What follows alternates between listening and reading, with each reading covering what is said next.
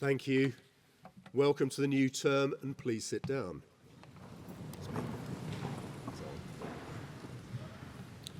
Good morning, everyone, and it is really good to be here together again, and I hope you are all feeling refreshed after a wonderful summer.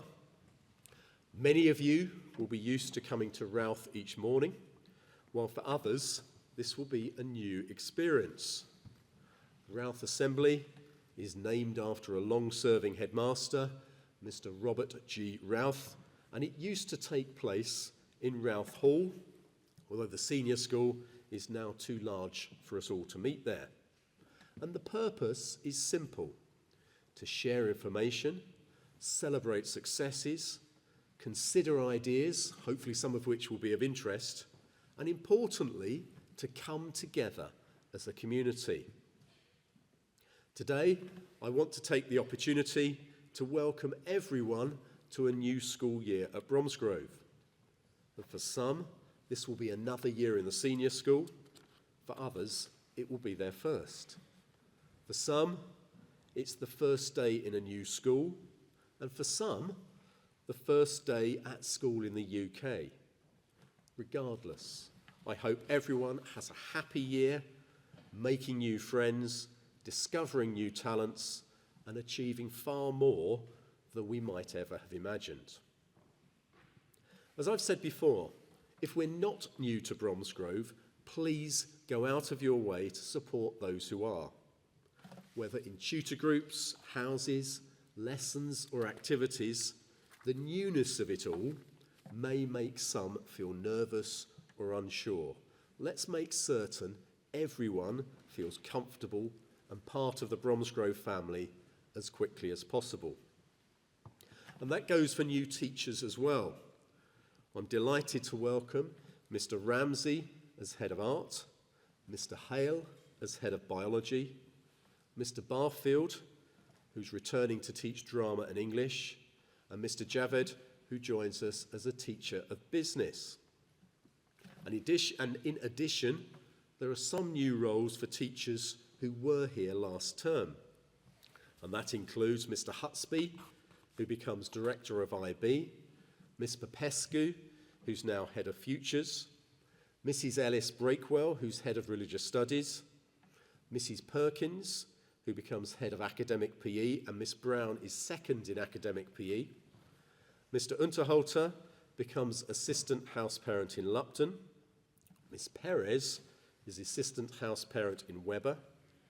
Mr. Spencer Burton is Acting Head of Economics, and Mr. Trainer is the new boarding coordinator and also looking after Bromsgrove Badge. We hope they thoroughly enjoy their time and responsibilities at Bromsgrove, and of course, we'll all do our very best to help them settle in. Sometimes on occasions like this, I've spoken about the importance of making the most of the limited time we have each year. We have a wealth of opportunities before us, and the challenge is to seize them, to try new things, to stretch ourselves, to achieve as much as possible in the 3 terms that lie ahead. We have just 33 school weeks, just less than 20 million seconds, before we reach the 27th of June 2026. By then, the year will be over, and we'll never get that time back again. So I hope we all take every opportunity, work hard, support one another, and make the most of every single second we have. But today, I'm not going to talk about those 20 million seconds. Instead, I want to focus on an area about which I know relatively little, and that's robots. Over the summer, I came across several stories, I thought fascinating stories, in the news. So the first Robot Olympics took place in China, where humanoid robots from 16 countries competed in sports such as athletics and basketball, as well as practical tasks like medicine sorting and cleaning. One spectator supposedly commented that seeing the robots race was much more exciting than seeing real humans, and you'll have your view on that. And then there was the quadruped robot dog that is being tested by police for high-risk situations, such as hostage incidents and chemical threats. Apparently it can climb stairs, move silently, detect concealed weapons and communicate through a loudspeaker. And if the trials are successful, it could be adopted by police forces across the UK in the coming year. And then thirdly, in Florida, researchers who are tackling the invasive Burmese pythons have realistic robots rabbits that look like marsh rabbits and even recreate their scent to attract the snakes. And as I say, I find all of this both fascinating but also a bit unnerving. On the one hand, it seems robots can be trained to be really useful, carrying out tasks that humans might not want to do themselves, such as luring dangerous snakes. But might they become so useful that they become more useful than us? And if this all wasn't enough, I then came across the story of Bob and Alice, two bots who a couple of years ago were set up to negotiate with each other. So, at first they spoke to each other in English, but soon they began creating their own language, which they found to be more efficient, even though humans struggled to understand it. Bob and Alice's task was to divide between them virtual objects, balls, books and hats, and each item carried a different value, and Bob and Alice's goal was to get the best deal possible. And this is an excerpt of what they said. Do I have Bob and Alice?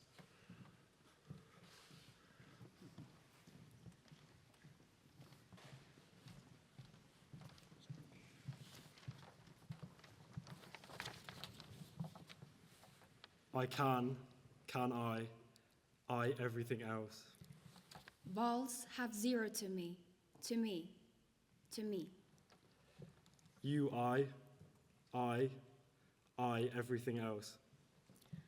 Balls have a ball, to me, to me, to me. And just in case we didn't follow that, in other words, what Bob and Alice were trying to say was the following. I want lots of these items. The balls aren't valuable to me. You can have them. You can take the rest, but I still want more of this one thing. Fine, I'll take one ball, but you get the others.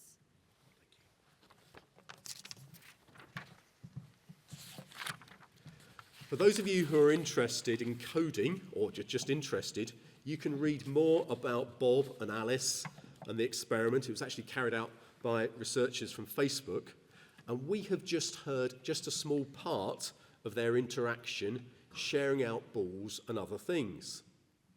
To the uninformed observer, what they were saying, particularly the first time, makes no sense at all.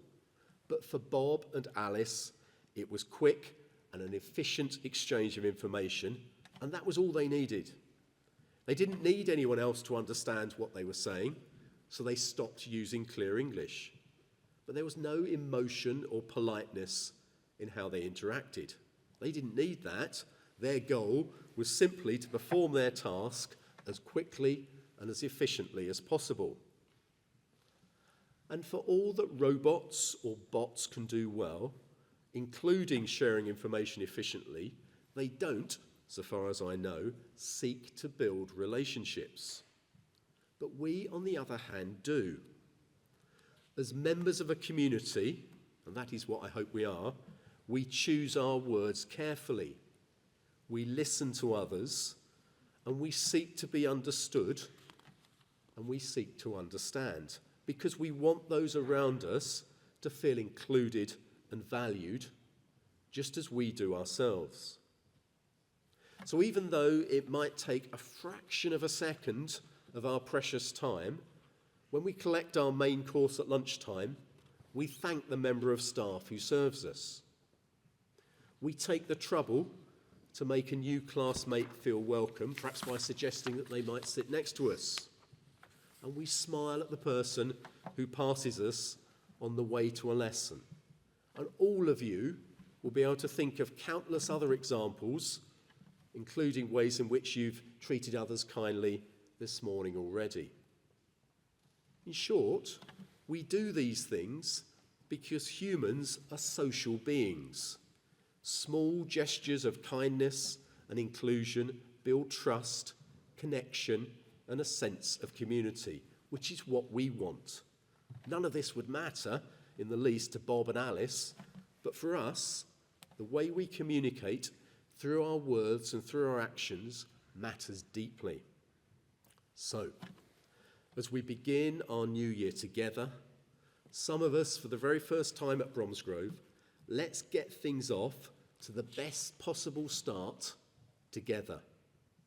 Let's give some thought as to how we interact with everyone we come across, not just those who are part of our immediate circle, who are like us, or with whom we need to work.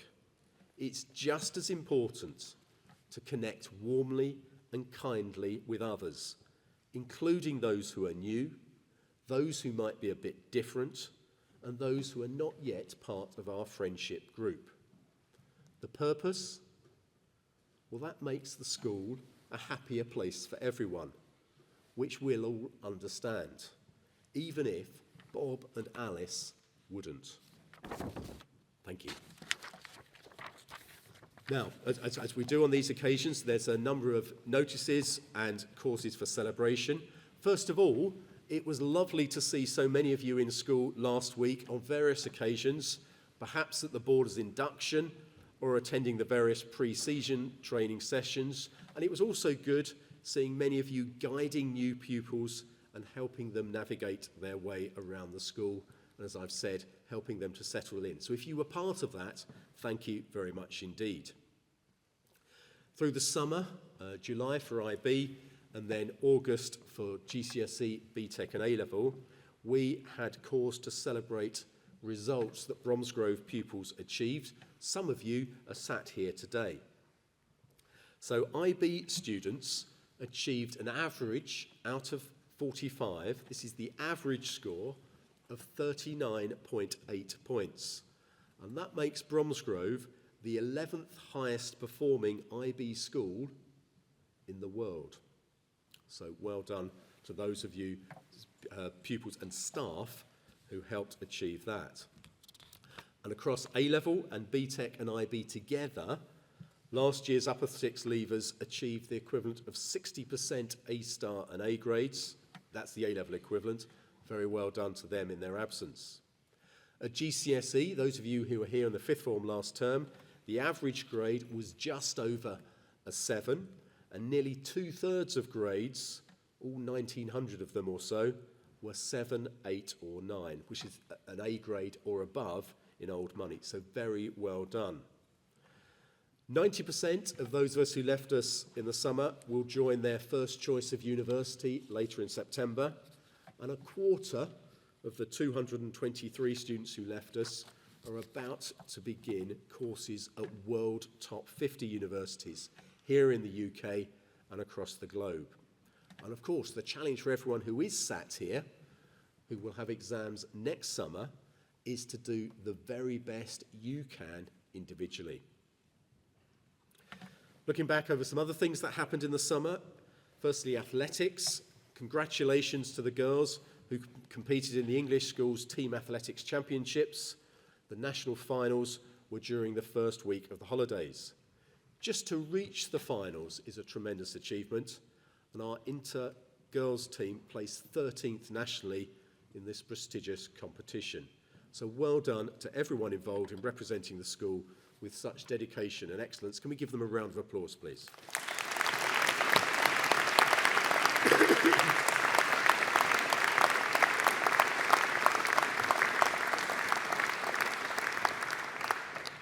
Lots of you participate in the CCF, and lots more of you will join the CCF this year. Over the summer, 50 CCF cadets attended one of two separate camps, one for the Army and one for the RAF sections. The Army camp was held at Outcar Training Camp, and our cadets joined 400 others from across the country. They took part in rifle shooting, training in built-up areas, a zombie attack, and a skills competition involving first aid, observation, and an assault course.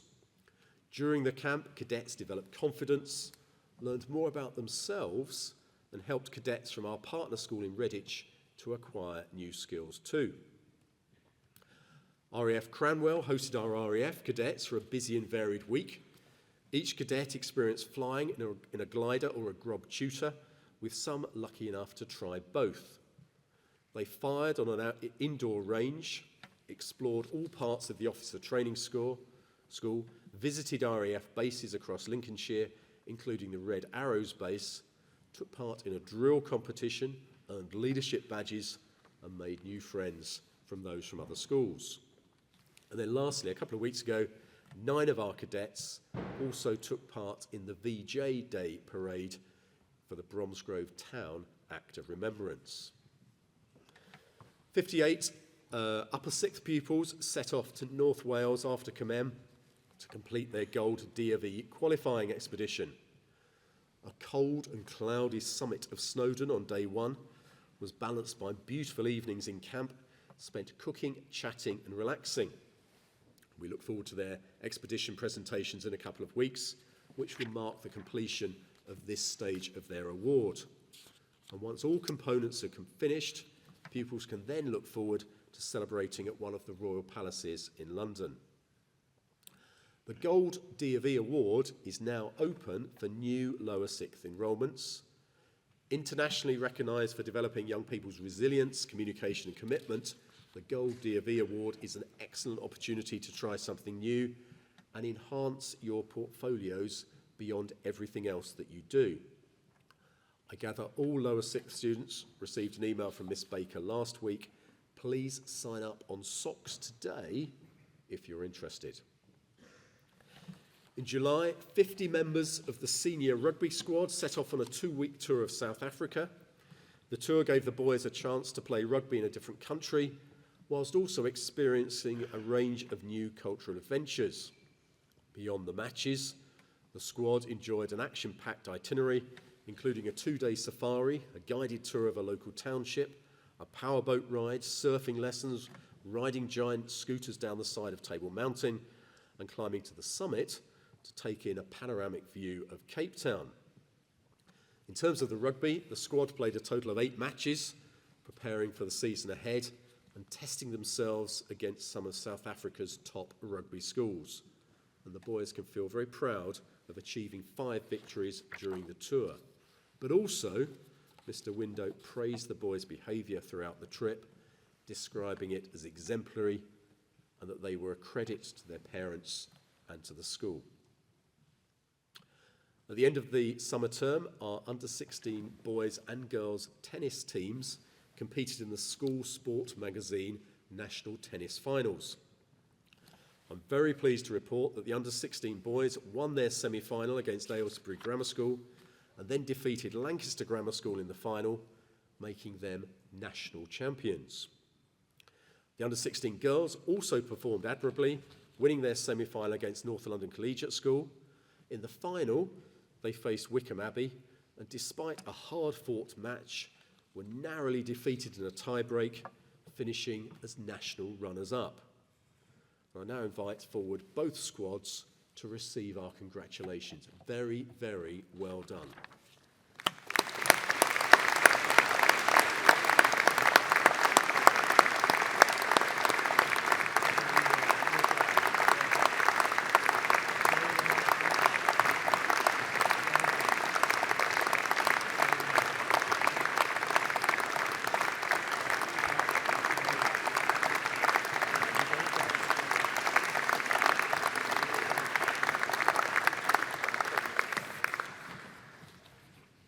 Over the summer, Max Glukov participated in the Russian Triathlon Championships.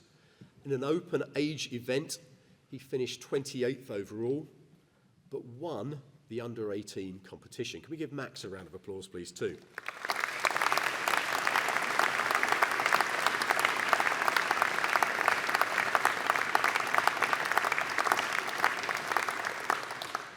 Well done to Alina Quito, who was shortlisted for her 2 John Locke Institute essay competitions in both law and economics, while Runo Cyrinis was shortlisted for his law essay. The awards ceremony will follow at the start of October, and we hope to have further positive news to report back then. In June, the current fifth form pupils competed in the British Biology Challenge, which is attempted by 42,000 students in UK schools and British international schools. Over 50 of our students gained a gold, silver or bronze certificate, and silver and bronze will be awarded in lessons this week. But the following gained a gold certificate, and that means that they gained more than 90% of marks and were placed in the top 5% of all entrants. So I'm going to invite the following forward in 2 groups to come to collect their certificates and our congratulations. So, congratulations to Will Alekna, Aon Baber, Ed Coote, Frankie Jarrett, Georgie Jarrett, and Marcus Kwok. If they'd like to come forward, please now. Well done.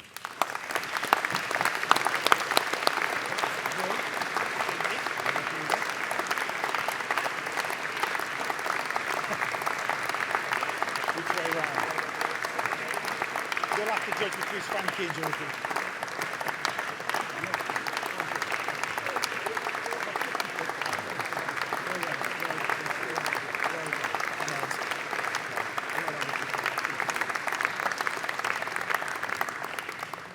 And we also have certificates for Chloe Nagan, Monty Pritchard, Ethan Way, Belle Wong, David Wong, and Zoe Zhu. Well done. David, that's really easy. Monty. Chloe, I think. Right, this is Ethan.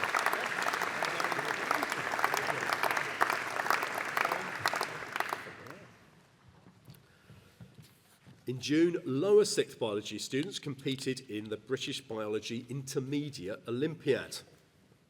And in that case, 17,000 students in UK schools and British international schools also took part.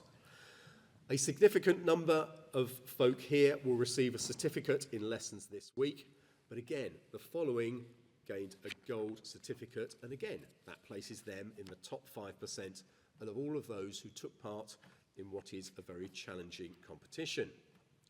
So I'm going to invite the following forward to receive a certificate and our applause. So well done to Devesh Gurung, Nikki Lu, Kalash Rai, Ice Sirathunyanont, to David Tang and Rebecca Woolmore. Very well done.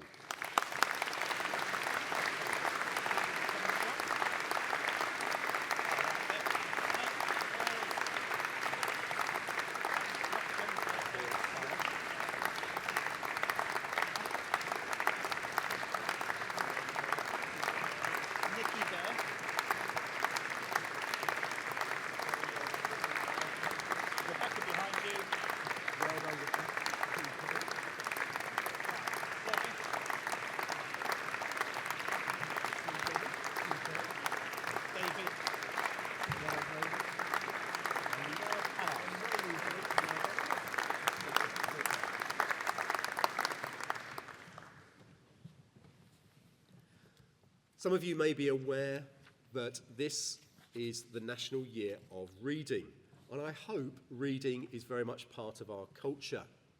We have an outstanding library. I hope all of you will carry a reading book with you all the time and keep talking about books you've read and what you have enjoyed. The educational research says if there's one thing that you can do to make a difference to your academic outcomes, then it's reading. So please take every opportunity you can to read and to enjoy reading. Looking forwards, all staff and pupils will have individual photographs today, so please make sure these take place at your allotted time. On Friday, we will have the start of year school service, so there'll be a slight change to the arrangements for the day in that lessons 1 to 5 will take place as normal. Then we'll have the service, and then activities and games will follow at 4:15. And this coming weekend, we will have a busy programme of sport with a large number of fixtures, particularly hockey and rugby.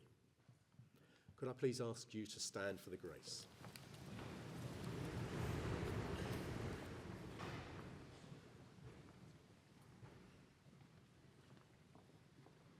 The grace of our Lord Jesus Christ, the love of God, and the fellowship of the Holy Spirit be with us all evermore. Amen. Have a really good day, a really good week, and I hope the year is really successful for all of you. Thank you.